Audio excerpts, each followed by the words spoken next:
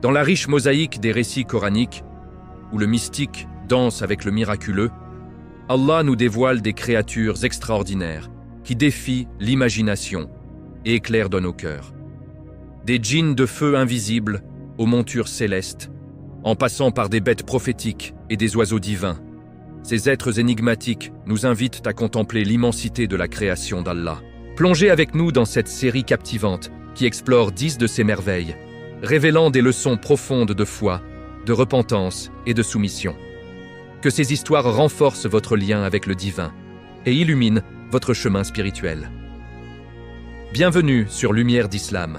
Si cette introduction vous a touché et que vous avez hâte de découvrir ces récits fascinants tirés du Saint-Coran, n'oubliez pas de vous abonner à la chaîne, d'activer la cloche pour ne rien manquer, de liker cette vidéo et de laisser en commentaire un message d'espoir envers Allah, comme « Allahumma ijalna minal muttaqin » ou toute doua qui vous inspire. Qu'Allah accepte nos efforts et nous guide vers sa lumière. Chapitre 1. Les djinns, les êtres de feu invisibles qui veillent sur nos choix. Assalamu alaikum wa rahmatullahi wa barakatuh. Chers frères et sœurs en islam. Bienvenue sur Lumière d'Islam pour ce premier chapitre de notre série captivante, les créatures mystérieuses du Coran. Aujourd'hui, nous plongeons au cœur du monde invisible avec les djinns, ces êtres fascinants créés bien avant l'humanité, dont les histoires nous rappellent que la création des hauts d'Allah est bien plus vaste que ce que nos yeux peuvent percevoir. Imaginez un instant, avant qu'Adam ne pose le pied sur terre, Allah a déjà façonné une autre nation intelligente, libre et responsable. Le Coran nous révèle dans la sourate Al-Hijr 15-27, « Et nous avons créé le djinn, avant cela, d'un feu sans fumée, un feu pur, subtil, sans la lourdeur de la fumée. Une matière éthérée qui leur confère des pouvoirs extraordinaires. Ils traversent les distances en un clin d'œil, changent d'apparence à volonté, se rendent invisibles aux humains, tout en nous voyant parfaitement. Ils vivent parmi nous, dans les maisons abandonnées, les endroits impurs, parfois même dans nos propres foyers, sans que nous nous en rendions compte. Mais ce qui rend les djinns si captivants, ce n'est pas seulement leur nature surnaturelle, c'est leur ressemblance profonde avec nous. Comme nous, ils ont reçu le libre arbitre. Allah dit dans la sourate Ar-Rahman 55-15 qu'il les a créés du feu, et dans la sourate Ad-Dariyat 51-56 « Je n'ai créé les djinns et les hommes que pour qu'ils aiment, adorent. » Ils ont donc le choix, obéir ou désobéir, croire ou rejeter. Il y a parmi eux des musulmans pieux, des chrétiens, des juifs, mais aussi des mécréants rebelles. Iblis lui-même, le premier des désobéissants, était un djinn élevé parmi les anges avant son orgueil fatal. Rappelez-vous l'histoire incroyable du prophète Sulayman, alayhi salam. Allah lui accorda un royaume unique. Il comprenait le langage des animaux, commandait au vent, et surtout, il avait autorité sur des légions entières de djinns. La sourate An-Naml 27-17 nous décrit son armée. Et furent rassemblés pour Sulayman ses armées de djinns, d'hommes et d'oiseaux. Ces djinns construisaient pour lui des palais aux colonnes de cristal, des bassins immenses, des statues colossales. Il plongeait dans les océans pour ramener des perles et des trésors. Un djinn puissant nommé Ifrit proposa même de transporter le trône de la reine de Saba en un instant. 27-39. Sulayman utilisait leur force extraordinaire, mais toujours avec justice. Les djinns travaillaient sous contrainte divine et celui qui désobéissait était puni. Mais écoutez cette anecdote qui donne des frissons. Après la mort de Sulayman, les djinns continuèrent à travailler pendant longtemps, ignorant qu'il était décédé. Il était appuyé sur son bâton, et se haine, et que lorsque ce bâton fut rongé par les termites, et que son corps effondra, que les djinns comprirent qu'ils avaient été trompés par les apparences. Allah dit dans la sourate Saba 34-14 « Lorsque nous décidâmes sa mort, rien ne leur indiqua sa mort, sauf la bête de la terre qui rongeait son bâton.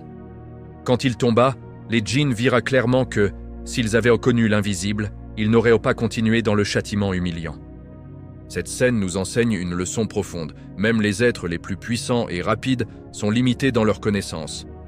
Seul Allah connaît l'invisible.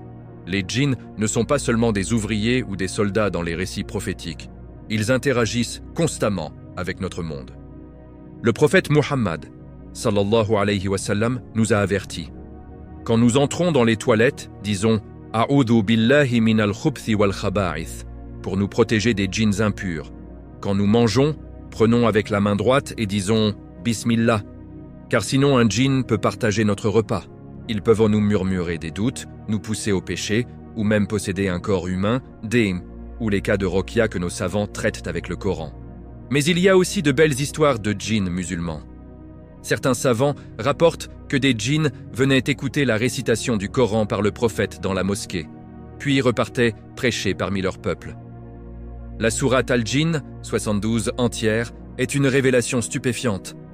Un groupe de djinns écoute le Coran, se convertit sur le champ et dit « Nous avons entendu un Coran merveilleux qui guide vers la droiture, alors nous y avons cru. » Ils avertissent même leur peuple contre le châtiment.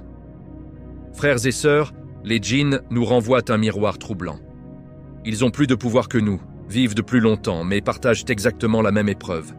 Choisir entre le bien et le mal. Leur existence nous rappelle que le monde est plus grand, plus mystérieux, plus spirituel que nos préoccupations quotidiennes. Elle nous pousse à renforcer notre foi, à réciter Ayat al-Kursi, la sourate al-Falaq et An-Nas chaque soir, à chercher refuge auprès d'Allah contre leur malice. Car oui, certains djinns sont nos ennemis jurés, alliés de Shaitan, cherchant à nous égarer, mais d'autres sont des frères dans la foi, priant à nos côtés dans l'invisible. Et le jour du jugement, djinns et humains seront jugés ensemble, selon leurs œuvres.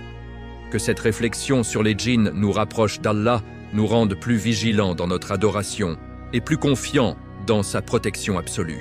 Si ce premier chapitre vous a émerveillé et renforcé dans votre foi, je vous invite chaleureusement à vous abonner à la chaîne Lumière d'Islam, à activer la cloche pour ne manquer aucun épisode, à liker cette vidéo pour qu'elle touche plus de cœurs et surtout à laisser en commentaire une belle invocation d'espoir envers Allah. Par exemple, Allahumma hdina wa ihdina binur al-Qur'an ou tout doux à qui vous traverse le cœur. Qu'Allah accepte nos efforts, protège nos familles des djinns malfaisants et nous réunisse tous au paradis. Chapitre 2. Elle, éléphant des Abraha et les oiseaux des Ababil. Le miracle qui protégea la Kaaba. Assalamu alaikum wa rahmatullahi wa barakatuh, chers frères et sœurs bien-aimés. Bienvenue sur Lumière des Islam pour ce deuxième chapitre de notre série envoûtante, Les créatures mystérieuses du Coran.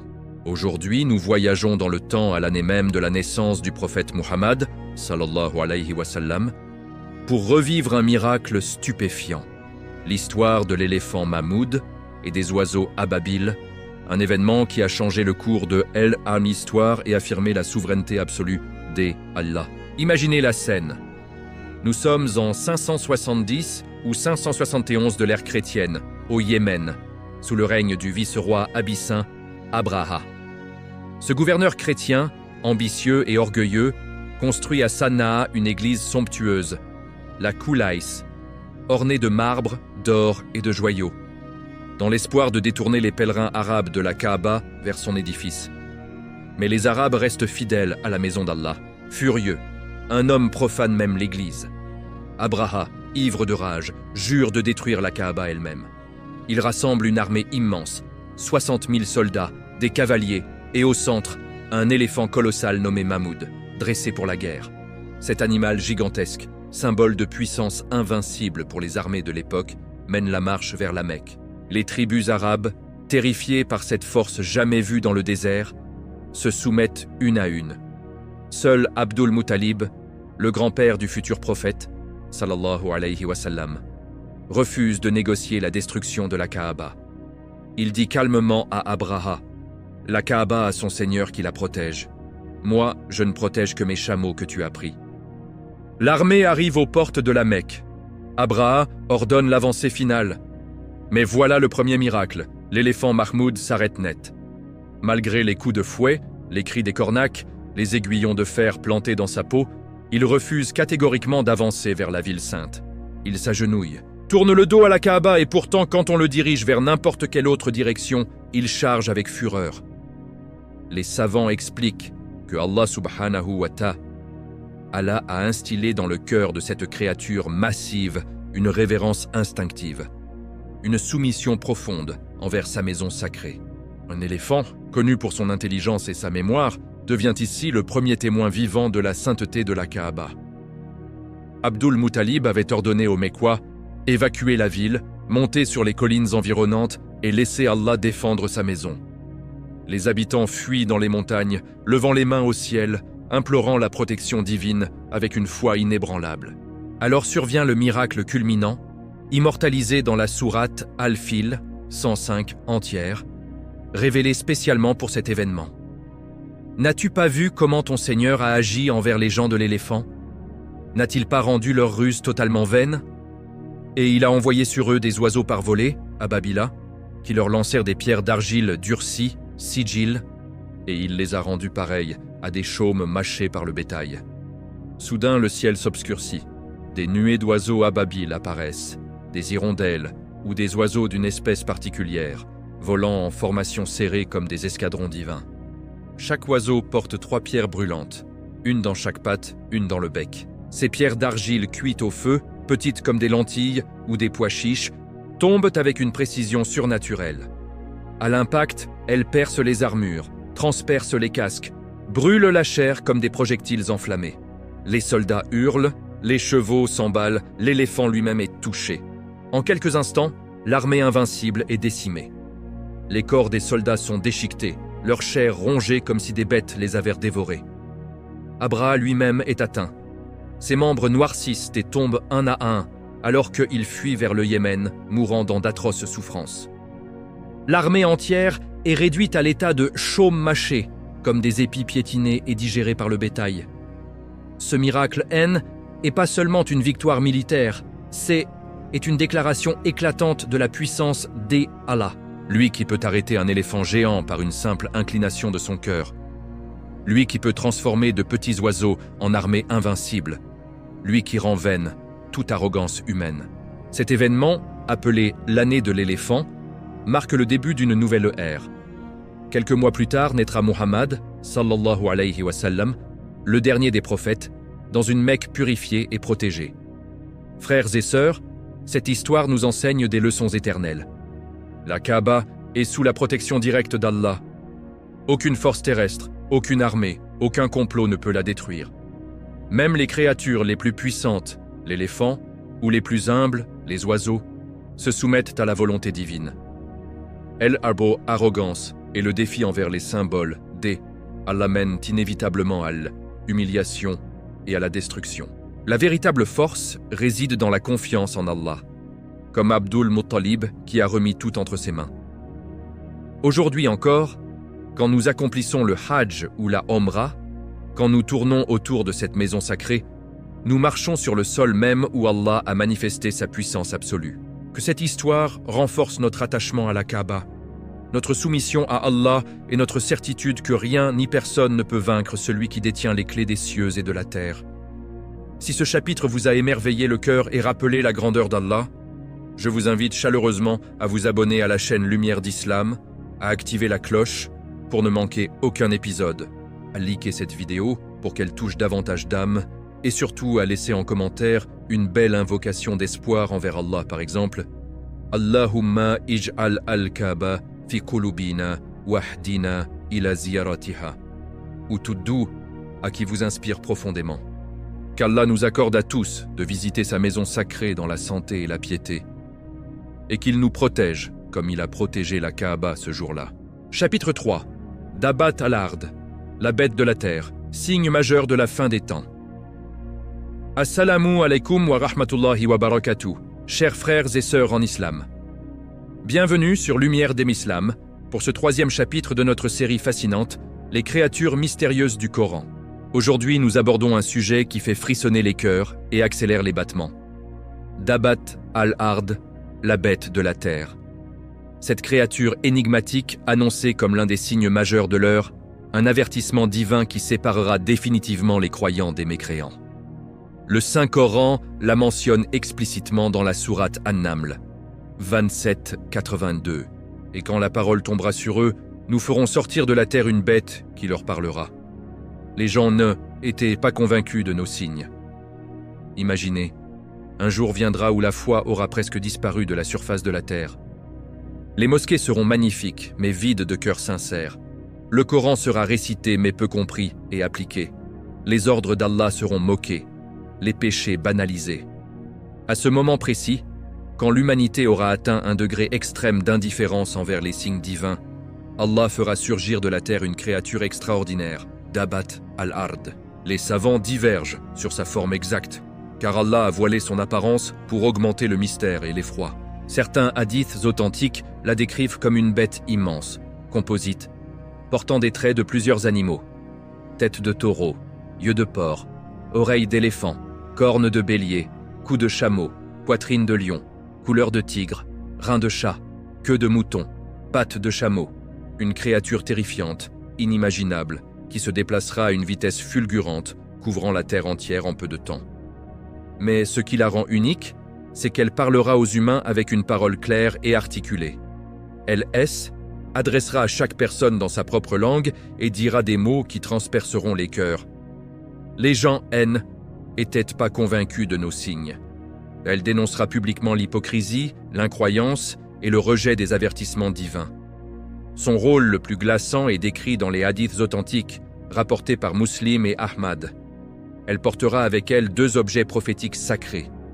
Le bâton de Moussa, alayhi salam. Avec ce bâton, elle touchera le visage des vrais croyants. Leur front s'illuminera immédiatement d'une marque éclatante, un signe de lumière et de beauté qui indiquera « Voici un croyant ». L'anneau de Suleyman, alayhi salam. Avec cet anneau, elle marquera le nez des mécréants. Leur visage deviendra noir et laid, une marque d'humiliation éternelle qui dira « Voici un mécréant ». À partir de ce jour, plus aucune ambiguïté, les visages parleront d'eux-mêmes. Plus personne ne pourra cacher sa réalité intérieure. Les familles se reconnaîtront au marché. « Ô croyants !»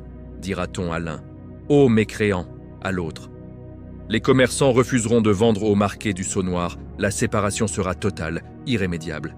Et surtout, après l'apparition de Dabat al-Ard, la porte de la repentance se fermera définitivement.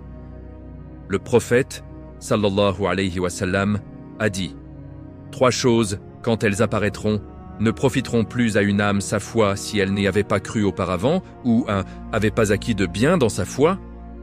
Le lever du soleil à l'ouest, le Dajjal, et la bête de la terre. » Muslim. Frères et sœurs, cette créature n'est pas là pour punir directement, mais pour témoigner. Elle est la réponse de Allah à ceux qui ont persisté dans le déni malgré tous les signes. Les prophètes envoyés, les livres révélés, les miracles, les catastrophes, les rêves, les appels intérieurs. Quand l'humanité aura épuisé la patience divine, Dabat al-Ard sortira pour confirmer que le temps de la miséricorde collective est fini et que le jugement est imminent.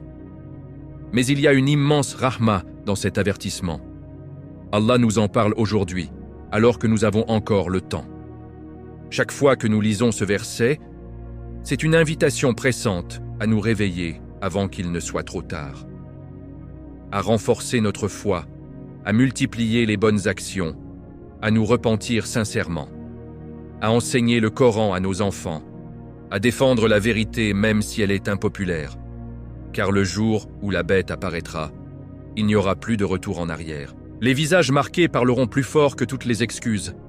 Le croyant rayonnera de lumière même dans la pauvreté, et le mécréant portera sa laideur même dans le luxe.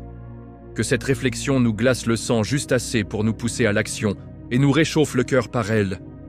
Espoir de faire partie de ceux dont le front illuminera le jour de la bête. Si ce chapitre vous a secoué l'âme et ravivé votre conscience de l'heure, je vous invite du fond du cœur à vous abonner à la chaîne Lumière d'Islam, à activer la cloche pour être averti des prochains signes majeurs, à liker cette vidéo pour qu'elle atteigne ceux qui en ont le plus besoin, et surtout à laisser en commentaire une doua fervente d'espoir envers Allah. Par exemple, Allahumma ij'alna min abadikal mukhlasin wa qina fitnatal qabr wa fitnatal dabat al-ard, ou toute invocation qui jaillit de votre cœur. Que Allah nous compte parmi ceux dont le visage brillera de la marque des croyants et nous épargne l'humiliation des mécréants. Chapitre 4. Al-Hudud, le petit oiseau qui fit trembler un royaume et convertit une reine. Assalamu alaykum wa rahmatullahi wa barakatuh, chers frères et sœurs en islam. Bienvenue sur Lumière des Islam pour ce 4e chapitre de notre série enivrante les créatures mystérieuses du Coran. Aujourd'hui, nous suivons les ailes d'un petit oiseau au destin extraordinaire. Al-Hudud, la huppe faciée, ce messager discret du prophète Sulayman, alayhi salam, qui par sa vigilance et son intelligence a contribué à guider tout un royaume vers la lumière du Tawhid. Remontons dans le temps, à l'époque où Sulayman régnait sur un empire sans pareil. Allah lui avait accordé des miracles uniques. Il commandait au vent qui le transportait où il voulait. Il comprenait le langage des animaux, et des armées entières de djinns, d'hommes et d'oiseaux se rangeaient sous ses ordres. La sourate An-Naml 27, 16, 17 nous dit « Et Sulayman hérita de Daoud. Il dit « Aux gens, on nous a enseigné le langage des oiseaux, et on nous a donné de toutes choses. C'est là vraiment la grâce évidente. Et furent rassemblés pour Sulayman ses armées de djinns, d'hommes et d'oiseaux. » Un jour, Sulayman passe en revue ses troupes. Il remarque l'absence d'Al-Hudud. Irrité par cette indiscipline, il déclare 27, 20, 21 « Pourquoi ne vois-je pas la huppe? Est-elle parmi les absents ?»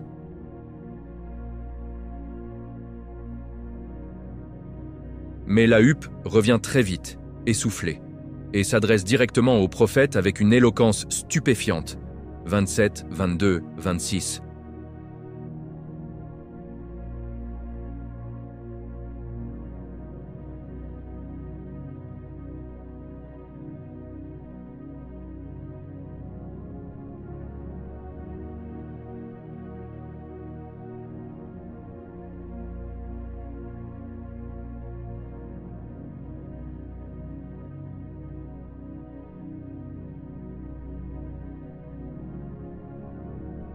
Allah, point de divinité à part lui, Seigneur du trône immense.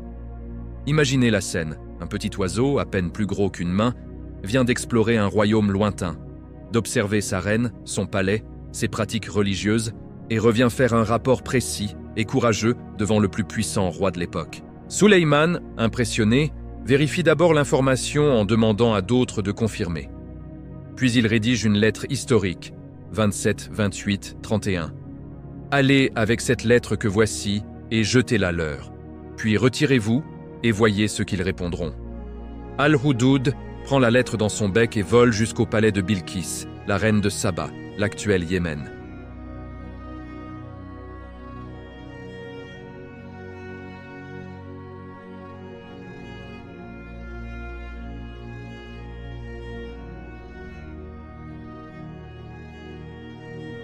Au lieu de s'enflammer d'orgueil, Bilqis consulte ses conseillers avec sagesse. Elle envoie d'abord des cadeaux somptueux pour tester Sulayman. Mais le prophète les refuse. « Est-ce que vous me gratifiez de un bien alors que Allah, Mar, a donné mieux que ce qu'il vous a donné » 27-36. Puis vient le miracle du trône. Sulayman demande à un djinn puissant de transporter le trône colossal de la reine, incrusté d'or et de pierres précieuses, depuis Saba jusqu'à Jérusalem en un clin d'œil. Quand Bilqis arrive enfin, elle voit son propre trône devant elle et comprend qu'elle fait face à une puissance divine, non humaine. Le moment culminant, Sulayman fait construire un palais au sol de verre transparent sous lequel coule une rivière avec des poissons. Bilqis, croyant marcher sur de l'eau, relève sa robe.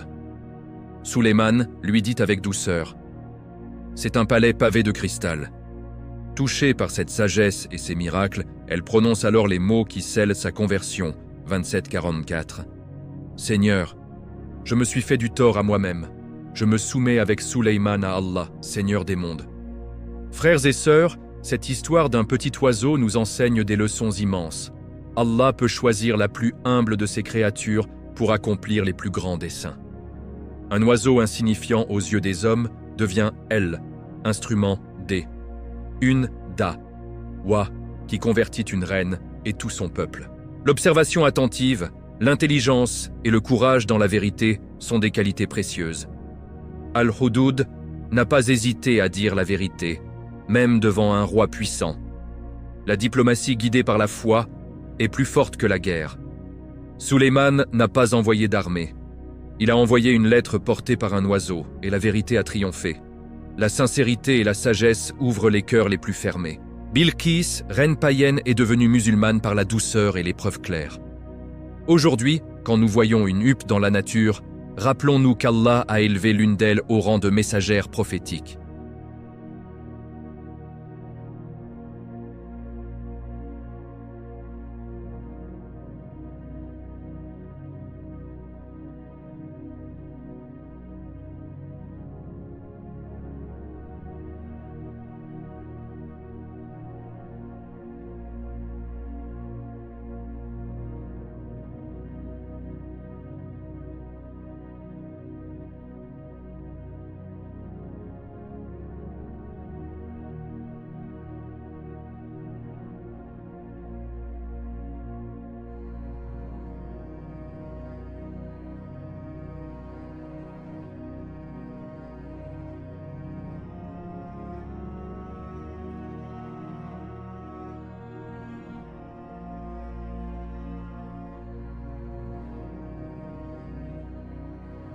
Chapitre 5. Al-Buraq, la monture. Céleste du voyage nocturne et de l'ascension éternelle, Assalamu alaykum wa rahmatullahi wa barakatuh, chers frères et sœurs bien-aimés. Bienvenue sur Lumière d'Em Islam pour ce 5e chapitre de notre série captivante, Les créatures mystérieuses du Coran. Aujourd'hui, nous chevauchons la créature la plus sublime et la plus rapide jamais décrite. Al-Buraq, la monture céleste qui a porté le prophète Muhammad sallallahu alayhi wa sallam lors du voyage miraculeux de Al-Isra wal-Mi'raj. Cette nuit bénie où les cieux ouvrirent et où l'univers entier témoigna de l'honneur suprême accordé à notre bien-aimé. Le Coran nous relate cet événement extraordinaire dans la sourate Al-Isra 17:1. Gloire à celui qui fit voyager de nuit son serviteur de la mosquée sacrée à la mosquée Al-Aqsa dont nous avons béni alentour, afin de lui montrer certains de nos signes. C'est lui, l'audient, le clairvoyant. C'était une nuit ordinaire à la Mecque, alors que le prophète, sallallahu alayhi wa sallam, dormait près de la Kaaba. Soudain, l'archange Jibril, alayhi salam, descendit, accompagné d'une créature d'une beauté indescriptible. Les hadiths authentiques, rapportés par Bukhari et Muslim, la décrivent ainsi. Al-Buraq est une monture blanche, plus grande qu'un âne, mais plus petite qu'une mule, avec 2 ailes magnifiques attachées aux cuisses ou aux épaules. Son corps resplendit comme la lumière, ses yeux brillent comme des perles. Et chaque pas qu'elle pose atteint l'extrémité de son regard. Une vitesse qui défie les lois de la physique, couvrant des distances infinies en un instant. Jibril ouvre la poitrine du prophète, la lave avec de l'eau de Zamzam, la remplit de foi et de sagesse, puis l'invite à monter Al-Buraq. À peine assis, la créature s'élance. D'un bond, elle traverse le désert, passe par Médine, par le mont Sinaï où Allah parla à Moussa, par Bethléem où naquit Issa, alayhim salam, et arrive en un clin d'œil à Jérusalem, à la mosquée Al-Aqsa. Là, le prophète descend, attache Al-Buraq à l'anneau où les prophètes avant lui attachèrent leur monture et entre dans la mosquée. Miracle sur miracle. Tous les prophètes précédents, Ibrahim, Moussa, Issa et des milliers d'autres sont rassemblés pour prier derrière Muhammad, sallallahu alayhi wa sallam. Il devient ainsi l'imam de tous les messagers d'Allah, confirmant sa suprématie et l'unité de la chaîne prophétique. Puis commence la seconde partie, Al-Miraj, l'ascension vers les cieux. Jibril amène une échelle céleste, plus belle que tout ce que l'imagination peut concevoir, et le prophète monte, toujours accompagné d'Al-Buraq, jusqu'à un certain niveau. Ensemble, ils traversent les 7 cieux. Au premier ciel, Adam, alayhi salam, l'accueille avec joie. Au deuxième, Issa et Yahya. Au troisième, Youssouf. Au quatrième, Idriss. Au cinquième, Haroun. Au sixième, Moussa. Au septième, Ibrahim, adossé à la Bayt al-Mamour, la Kaaba céleste autour de laquelle 70 000 anges tournent chaque jour sans jamais revenir. Au-delà du 7e ciel, Al-Buraq ne peut plus avancer. Même cette créature sublime atteint sa limite. Le prophète continue seul avec Jibril jusqu'au Sidrat al-Muntaha, l'arbre lotus de la limite ultime, dont les fruits sont comme des cruches et les feuilles comme des oreilles d'éléphant couverts de lumières et d'anges. Là, Allah s'adresse directement à son serviteur, sans intermédiaire, et lui impose les 5 prières quotidiennes, le plus grand cadeau de ce voyage. Frères et sœurs, Al-Buraq n'est pas une simple monture. Elle symbolise la vitesse de la foi sincère qui transcende le temps et l'espace, La connexion entre les lieux sacrés, la Mecque, Jérusalem, les cieux, tout est uni dans le plan divin. L'honneur unique accordé au prophète Muhammad, sallallahu alayhi wa sallam, monté sur une créature que nul autre n'a chevauchée de cette manière. Le voyage spirituel que chaque musulman est invité à entreprendre. Du cœur terrestre vers les sommets célestes par la prière, le dhikr et la proximité avec Allah. Aujourd'hui, quand nous prions 5 fois par jour, nous revivons un peu de ce mi'raj. Chaque salat est une ascension personnelle où notre âme s'élève vers son Seigneur. Et chaque année, la nuit du 27 Rajab, nous célébrons Al-Isra ou Al-Mi'raj pour nous rappeler que les miracles sont toujours possibles pour ceux qui croient. Que cette histoire d'Al-Bourak nous remplisse le cœur de nostalgie pour notre prophète, d'amour pour la prière et d'espoir accomplir un jour notre propre ascension spirituelle vers les jardins du paradis. Si ce chapitre vous a fait voyager dans les cieux et vibrer d'émotion, je vous invite du fond du cœur à vous abonner à la chaîne Lumière d'Islam, à activer la cloche pour ne pas manquer les prochains miracles, à liker cette vidéo pour qu'elle élève d'autres âmes, et surtout à laisser en commentaire une belle invocation d'espoir envers Allah. Par exemple, Allahumma salli wa sallim ala Sayyidina Muhammad wa ij al-salatina mikhrajan ilayka. Ou toute doux à qui monte de votre cœur. Qu'Allah nous fasse chevaucher Al-Bourak dans nos rêves et nous réunisse avec le prophète au paradis. Chapitre 6. La baleine de Younou. Le refuge des ténèbres qui mène à la lumière de la repentance. Assalamu alaikum wa rahmatullahi wa barakatuh. Chers frères et sœurs en islam, bienvenue sur Lumière des Islam pour ce 6e chapitre de notre série envoûtante, les créatures mystérieuses du Coran. Aujourd'hui, nous plongeons dans les abysses de l'Océan pour revivre une des histoires les plus émouvantes et les plus riches en leçons. Celle du prophète Younou, alayhi salam, et de la baleine géante qu'ils engloutit. Un récit de désespoir absolu transformé en triomphe de la miséricorde divine par la puissance du Hindou à sincère. Le Coran nous raconte cette épopée dans la sourate As-Safat 37-139-148 et surtout dans la sourate Yunus 10. Mais le cœur du miracle se trouve dans la sourate Al-Anbiya 21-87-88. Et Dunnun, Yunus, quand il s'en alla, irrité. Il pensa que nous n'allions pas exercer sur lui notre pouvoir. Puis il invoqua dans les ténèbres, « Il n'y a de divinité que toi. Gloire à toi, j'ai été vraiment du nombre des injustes. » Nous l'exaucâmes donc et le sauvâmes de l'angoisse. C'est ainsi que nous sauvons les croyants. Yunus, alayhi salam, était un prophète envoyé au peuple de Ninive, dans l'ancienne Mésopotamie, l'Irak actuel. Il prêcha inlassablement le tawhid, avertissant ses habitants de l'idolâtrie et des péchés qui les rongeaient. Mais après des années d'efforts, seul un petit nombre crut. Découragé, Yunus se sentit submergé par la tristesse et partit sans attendre l'ordre explicite d'Allah, pensant que son peuple était irrécupérable. Il monta sur un navire chargé de marchandises et de passagers, fuyant vers la mer. Alors qu'il naviguait, une tempête violente éclata. Les vagues menaçaient de briser le bateau. Les marins, suivant une coutume ancienne, tirèrent au sort pour savoir qui portait malheur au voyage. Le sort tomba 3 fois sur Younou. Comprenant que c'était un signe divin, il se jeta lui-même à la mer pour sauver les autres. À cet instant précis, Allah ordonna à une baleine immense, un poisson géant aux dimensions colossales, de avaler vivant, sans le blesser. La baleine obéit et engloutit Younous entier. Il se retrouva dans les ténèbres absolues. Les ténèbres de la nuit, les ténèbres de la mer profonde, les ténèbres du ventre de la baleine.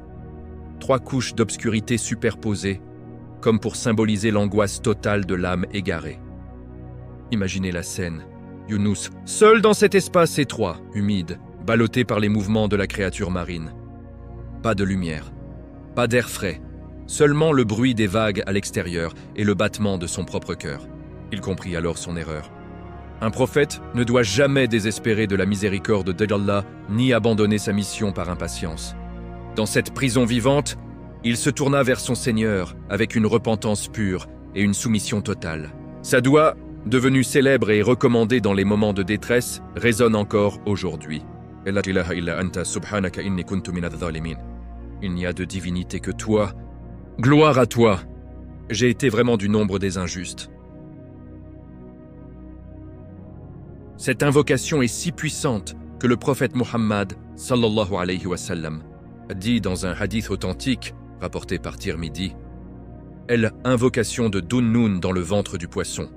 Aucun musulman ne le invoque pour une affaire sans que Allah ne le exauce. Allah, dans sa miséricorde infinie, accepta immédiatement la repentance de Younous. Il ordonna à la baleine de le rejeter sur une plage déserte, sur une terre aride où il était faible, malade, épuisé. Allah fit pousser au-dessus de lui une plante de courge, Yaqtin, pour lui fournir ombre, nourriture et guérison. Younous recouvra ses forces, et Allah lui ordonna de retourner à son peuple. Miracle supplémentaire. Les habitants de Ninive, entre-temps, avaient vu les signes du châtiment approcher, un nuage noir menaçant. Ils se repentirent collectivement, croyant enfin au message. Younous revint et trouva plus de 100 000 personnes ayant embrassé la foi. Un des rares cas où un peuple entier fut sauvé grâce à sa repentance. Frères et sœurs, cette baleine n'était pas un monstre punitif, mais un instrument de Rahma. Elle protégea Younous de la noyade et des prédateurs marins. Son ventre devint un lieu de réflexion forcée, un retrait spirituel divin. Elle symbolise les épreuves qui nous engloutissent quand nous fuyons nos responsabilités, mais qui, par la doua sincère, deviennent des portes vers la renaissance. Cette histoire nous enseigne. Ne jamais désespérer de la miséricorde d'Allah, même dans les situations les plus désespérées. L'impatience peut nous mener à l'erreur, même pour un prophète. Une seule doua sincère peut tout changer. Allah donne toujours une seconde chance à ceux qui reviennent à lui avec humilité. Aujourd'hui, quand nous nous sentons engloutis par les problèmes, dettes, maladies, déprimes, échecs, rappelons-nous Younous et récitons sa doua. La baleine nous rappelle que les ténèbres les plus profondes précèdent souvent la lumière la plus éclatante. Que cette histoire remplisse nos cœurs d'espoir et nous pousse à multiplier les istighfars et les doux actas dans nos moments difficiles. Si ce chapitre vous a touché, les codes âme, et ravivé votre confiance en la miséricorde de Kontikon Allah, je vous invite chaleureusement à vous abonner à la chaîne Lumière d'Islam, à activer la cloche pour ne manquer aucun récit inspirant, à liker cette vidéo pour qu'elle atteigne ceux qui traversent des épreuves et surtout à laisser en commentaire une belle invocation d'espoir envers Allah, par exemple. Allahumma inni as'aluka an tarzuqana tawbatan nasuhan qabla al-maut wa rahmatan inda al-maut. Ou toute doux à qui jaillit de votre cœur. Qu'Allah nous fasse sortir de toutes nos ténèbres vers sa lumière éclatante. Chapitre 7. Le serpent de Moussa, le bâton qui devint dragon et engloutit la tromperie des magiciens. Assalamu alaikum wa rahmatullahi wa barakatuh, chers frères et sœurs bien-aimés. Bienvenue sur Lumière dans l'Islam pour ce 7e chapitre de notre série envoûtante, Les créatures mystérieuses du Coran. Aujourd'hui, nous retournons en Égypte ancienne, au cœur du palais de Pharaon, pour assister à un duel miraculeux, celui du serpent de Moussa, alayhi salam. Né d'un simple bâton de berger qui dévora les illusions des plus grands magiciens et proclama la suprématie de la vérité divine sur la tromperie humaine. Tout commence au mont Sinaï, où Allah s'adresse à Moussa, dans la vallée sainte de Touwa. Le Coran relate ce moment fondateur dans la sourate Taha, 27-23. Et qu'est-ce qu'il y a dans ta main droite, ô Moussa? Il dit, c'est mon bâton sur lequel je m'appuie, avec lequel je fais tomber les feuilles pour mes brebis, et j'y trouve aussi de autres utilités. Allah dit, jette-le, ô Moussa. Il le jeta, et voilà que c'était un serpent qui rampait vivement. Allah dit, prends-le et n'aie pas peur, nous le ramènerons à son état premier. Ce bâton, simple morceau de bois, devient le premier miracle confié à Moussa pour prouver sa prophétie. Un serpent vivant, rapide, terrifiant, mais sous le contrôle total d'Allah. Moussa, d'abord effrayé, apprend à le saisir par la queue. Il redevient bâton instantanément. Ce signe accompagne Moussa et son frère Haroun lorsqu'ils se présentent devant Pharaon, le tyran qui se proclamait Dieu. Pharaon, orgueilleux et défiant, refuse de croire. Il convoque les meilleurs magiciens d'Égypte, des experts en illusions, en cordes truquées, en hypnotisme, pour un duel public. La sourate Al-A, RAF, 7 Pam 106-119 et la sourate H-Shu, Ara, 26-30-45, décrivent la scène avec une intensité dramatique. des milliers de personnes se rassemblent sur une vaste plaine. Les magiciens jettent leurs cordes et bâtons. Soudain, le sol semble grouillé de serpents gigantesques qui sifflent et rampent vers le public. La foule hurle de terreur. Pharaon jubile. Puis vient le tour de Moussa. Calmement, il jette son bâton. Et là, miracle absolu, le bâton se transforme en un serpent véritable, immense, vivant, doté d'une puissance divine. Il se précipite sur les faux serpents, les engloutit un à un, les dévore entièrement. Les illusions des magiciens disparaissent, avalées par la réalité du miracle d'Allah. Les magiciens, experts en tromperie, reconnaissent immédiatement la différence. Leurs serpents étaient des illusions optiques, des trucs humains. Celui de Moussa est une créature vivante, animée par le pouvoir du Créateur des cieux et de la terre. Terrassés par cette vérité, ils tombent en prosternation et déclarent 7 Mains 119-122. Nous croyons au Seigneur des mondes, le Seigneur de Moussa et de Haroun. Pharaon, fou de rage, les menace de crucifiement et de mutilation. Mais les magiciens, transformés en un instant, répondent avec une foi inébranlable. Nous ne te préférerons jamais à ce qui nous est parvenu comme preuves évidentes. Fais ce que tu veux, tu n'as pouvoir que sur cette vie d'ici-bas. Ce serpent miraculeux apparaît plusieurs fois dans l'histoire de Moussa.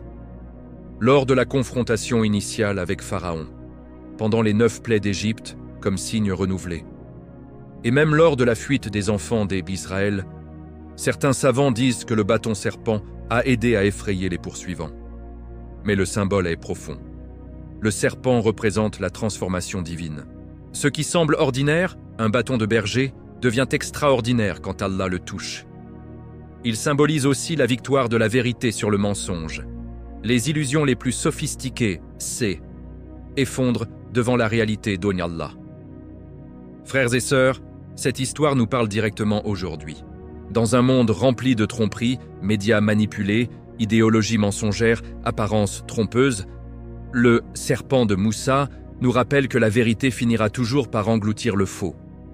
La foi sincère transforme les cœurs les plus endurcis.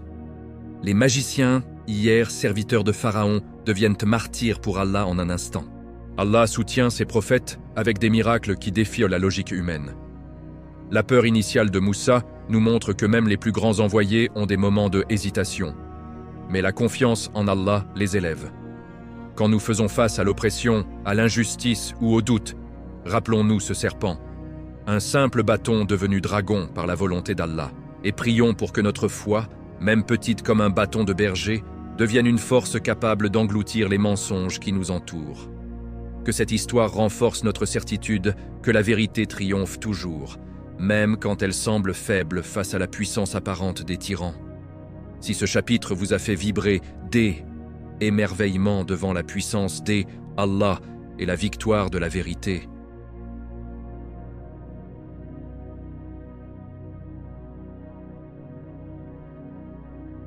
à liker cette vidéo pour qu'elle illumine d'autres cœurs et surtout à laisser en commentaire une belle invocation d'espoir envers Allah. Par exemple, Allahumma ij'alna min abadika alladina yantasiruna bil haqq wa yantasir al haqq bihim, ou toute doux à qui jaillit de votre âme. Chapitre 8. Le chameau de Salih, la chamelle miraculeuse, signe divin et test ultime pour le peuple de Tamoud. Assalamu alaykum wa rahmatullahi wa barakatuh, chers frères et sœurs en islam. Bienvenue sur Lumière de l'Islam pour ce 8e chapitre de notre série captivante, les créatures mystérieuses du Coran. Aujourd'hui, nous nous transportons dans les vallées rocheuses de l'ancienne Arabie, au cœur du peuple de Tamoud, pour contempler, un des miracles les plus impressionnants et les plus tragiques, la chamelle de Salih, alayhi salam. Cette créature sortit miraculeusement d'une montagne, signe éclatant d'Allah, qui devint pourtant la cause de la destruction d'Égypte, une civilisation entière par son rejet arrogant.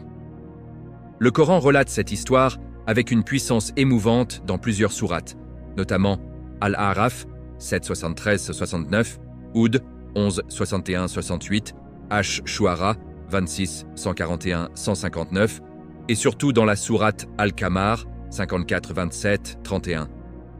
Nous allons envoyer la chamelle comme épreuve pour eux. Observe-les donc et patiente.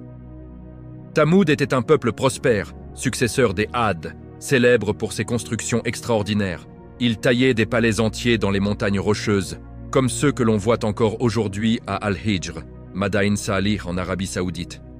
Ils possédaient richesse, force, intelligence technique, mais leur cœur était gangrené par l'orgueil, l'idolâtrie et l'oppression des faibles. Allah envoya parmi eux Salih, alayhi salam, un homme de leur propre tribu, noble et sage. Il les appela au tawhid. « Ô mon peuple, adorez Allah. Vous n'avez pas d'autre divinité en dehors de lui. » Mais ils le raillèrent. « Tu prétends être prophète? Alors apporte-nous un signe clair si tu es véridique. » Ils exigèrent un miracle précis. « Fais sortir pour nous une chamelle une grosseur de 10 mois de gestation de cette montagne rocheuse. » Ils pensaient que c'était impossible, un défi insurmontable pour discréditer Salih. Mais Allah, le Tout-Puissant, accepta le défi. Devant les yeux ébahis de la foule rassemblée, la montagne trembla violemment. Une fissure immense apparut, et d'un bloc de roche solide surgit une chamelle géante, enceinte, magnifique, d'une beauté et d'une taille jamais vues. Elle mit bas immédiatement un petit chameau tout aussi miraculeux. La foule resta muette de stupeur. C'était un signe incontestable. Aucune force humaine ne pouvait accomplir cela. Salih, alayhi salam, posa alors les conditions divines claires. Cette chamelle paîtra librement sur la terre d'Allah. Elle boira à la source un jour sur 2. Le jour où elle boit, vous n'y toucherez pas, et le jour suivant sera pour vous. Son lait sera abondant et suffira à tout le peuple ce jour-là. Quiconque lui fera du mal subira le châtiment divin immédiat. Pendant un temps, une partie du peuple respecta le signe. La chamelle produisait un lait extraordinaire, doux, nourrissant, en quantité incroyable. Un seul trait suffisait à remplir des dizaines de récipients. Ceux qui buvaient ce lait voyaient leur cœur s'adoucir, et certains se convertirent. Mais les notables arrogants, menés par 9 criminels endurcis, complotèrent dans l'ombre. Ils dirent « Cette chamelle nous humilie, elle limite notre mot, elle prouve que Salih a raison. Tuons-la » Une nuit, ils tendirent une embuscade. L'un la blessa au jarret avec une épée, un autre l'acheva d'une flèche. Le petit chameau, terrifié, se enfuit vers la montagne et poussa 3 cris déchirants qui résonnèrent dans toute la vallée. Un avertissement final. Salih, alayhi salam, accourut, le cœur brisé. « Ô mon peuple, vous avez transgressé le signe d'Allah, profitez de votre maison 3 jours encore. C'est une promesse qui ne sera pas démentie. » 3 jours de répit. Le premier jour, leurs visages jaunirent, le deuxième rougir, le troisième noircir. Au 4e jour, un cri terrifiant, Sayha, venu du ciel, accompagné d'un tremblement de terre apocalyptique, anéantit Tamoud. Leurs corps gisaient dans leur palais de pierre, comme s'ils n'avaient jamais existé. Seuls Salih et les quelques croyants furent sauvés. Frères et sœurs, cette chamelle noire n'était pas un simple animal. Elle était un test vivant de la soumission à Allah. Elle nous enseigne des leçons éternelles. Les signes d'Allah sont clairs et irréfutables pour qui veut voir, mais l'orgueil aveugle même les plus intelligents. Respecter les commandements divins, même quand ils semblent limiter notre liberté, apporte bénédiction. Les transgresser mène à la destruction. Allah donne toujours un délai pour la repentance, mais quand le temps est écoulé, sa justice est inexorable. Une seule action de désobéissance collective peut entraîner la perte d'une nation entière. Aujourd'hui, quand nous visitons les ruines de Mada in Salih, ou voyons des images de ces palais vides taillés dans la roche, rappelons-nous, ce n'était pas un tremblement de terre naturel, mais le châtiment d'un peuple qui a tué la chamelle d'Allah. Et demandons-nous, quel signe vivant rejetons-nous dans notre vie? La prière, le Coran, la justice sociale.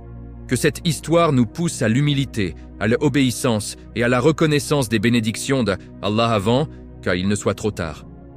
Si ce chapitre vous a ému et vous a fait réfléchir sur elle, importance d'obéir aux signes d'Allah, je vous invite du plus profond du cœur à vous abonner à la chaîne Lumière d'Islam, à activer la cloche pour ne manquer aucun épisode, à liker cette vidéo pour qu'elle touche plus d'âmes, et surtout, à laisser en commentaire une belle invocation d'espoir envers Allah par exemple. Allahumma ij, alna min al-mutiyin, li amrika waqina, adabaka yawma tab'athu ibadak, ou toute doux à qui monte de votre cœur. Qu'Allah nous protège du sort de Tamoud et nous compte parmi ceux qui reconnaissent ces signes. Chapitre 9. la vache des enfants, des Israël, elle. Énigme divine qui révéla un meurtre et enseigna, elle. Obéissance absolue. Assalamu alaikum wa rahmatullahi wa barakatuh. Chers frères et sœurs bien-aimés, bienvenue sur Lumière des Islam pour ce 9e chapitre de notre série fascinante, les créatures mystérieuses du Coran.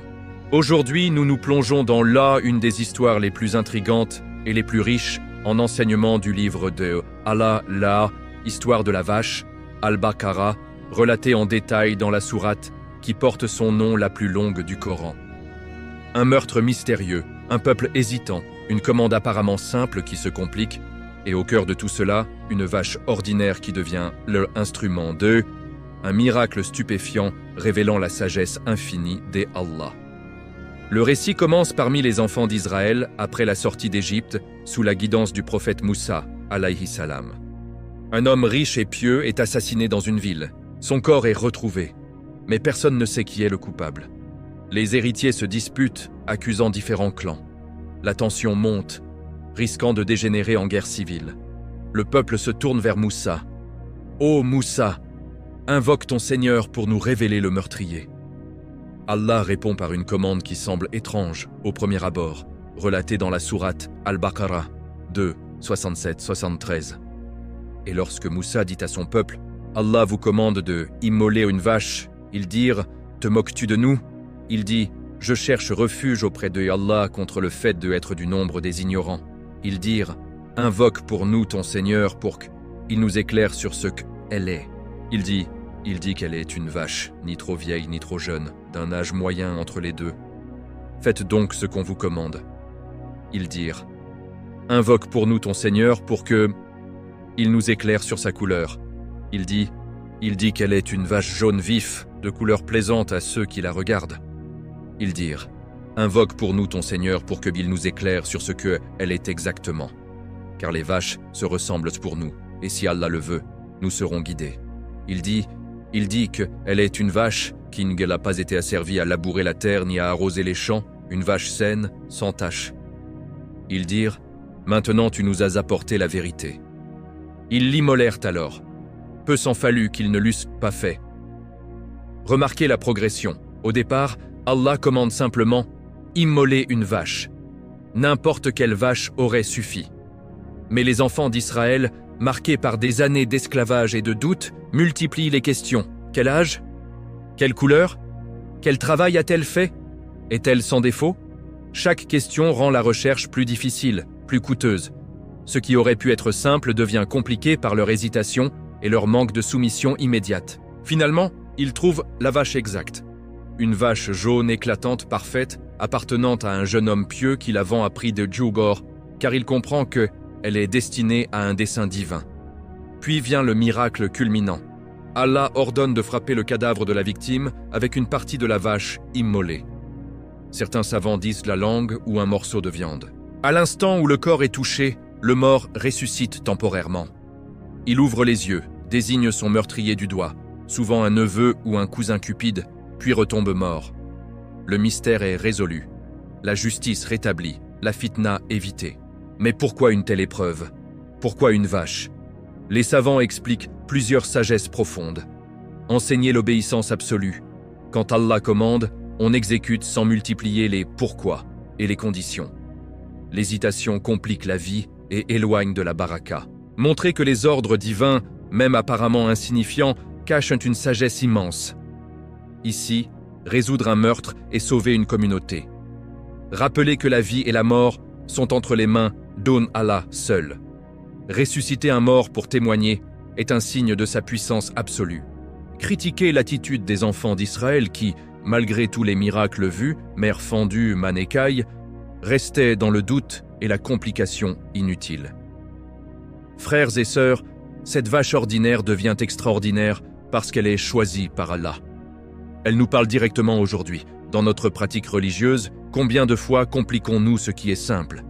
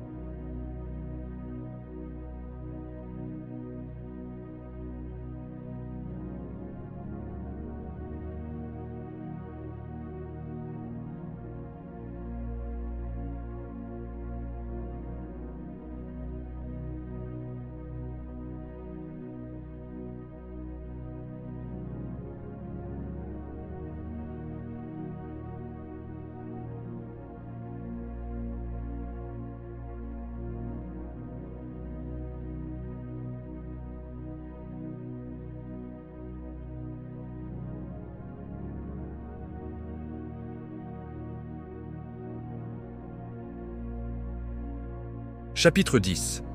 Les oiseaux ababiles, les petits messagers célestes qui anéantirent les armées de les éléphants. Assalamu alaykum wa rahmatullahi wa barakatuh. Chers frères et sœurs en islam, bienvenue sur Lumière d'Islam pour ce 10e et dernier chapitre de notre série envoûtante, les créatures mystérieuses du Coran. Nous bouclons cette magnifique expédition en revenant à elle, un des miracles les plus spectaculaires et les plus symboliques. Les oiseaux ababiles, ces petites créatures humbles envoyées par Allah pour défendre sa maison sacrée et réduire à néant l'eau armée invincible des Abraha. Un final grandiose qui nous rappelle que la puissance véritable n'est pas dans la force humaine, mais dans la volonté du Maître des mondes.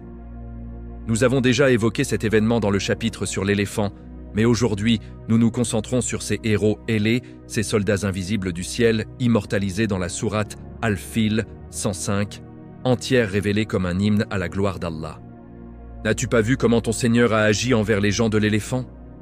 N'a-t-il pas rendu leur ruse totalement vaine?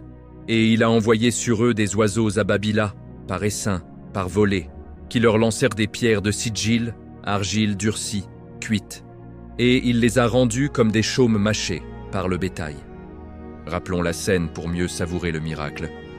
Abraha, le gouverneur abyssin du Yémen, orgueilleux et jaloux de la Kaaba, marche sur la Mecque avec une armée colossale, des dizaines de milliers d'hommes, des cavaliers, et à leur tête, l'éléphant Mahmoud, symbole de terreur invincible. Les tribus arabes plient l'une après l'autre. Même l'éléphant refuse d'avancer vers la Kaaba, s'agenouillant en signe de révérence divine. Les Mécois, sur conseil d'Abdul Muttalib, évacuent la ville et se réfugient sur les collines, confiant que la Kaaba a son Seigneur qui la protège. C'est alors que le ciel s'assombrit. Des nuées immenses d'oiseaux ababiles apparaissent, des essaims organisés comme des légions militaires, volant en formation parfaite. Les savants divergent sur leur espèce. Certains disent des hirondelles, d'autres des oiseaux spécifiques créés pour l'occasion, au bec et griffes lacérées. Ce qui est certain, c'est leur nombre incalculable et leur mission précise. Chaque oiseau porte 3 pierres, une dans chaque patte, une dans le bec. Ces pierres ne sont pas ordinaires, faites d'argile durcie, sijil, brûlantes comme si elles venaient d'un four infernal, marqué par la puissance divine. Elles tombent avec une précision surnaturelle. Aucune ne rate sa cible.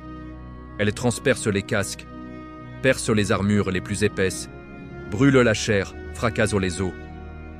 Un soldat touché voit sa peau noircir, se détacher, son corps s'effondrer comme rongé de l'intérieur. En quelques instants, l'armée entière est décimée. Les cris d'agonie se mêlent au battement des ailes, les chevaux s'emballent, piétinant leur propre maître.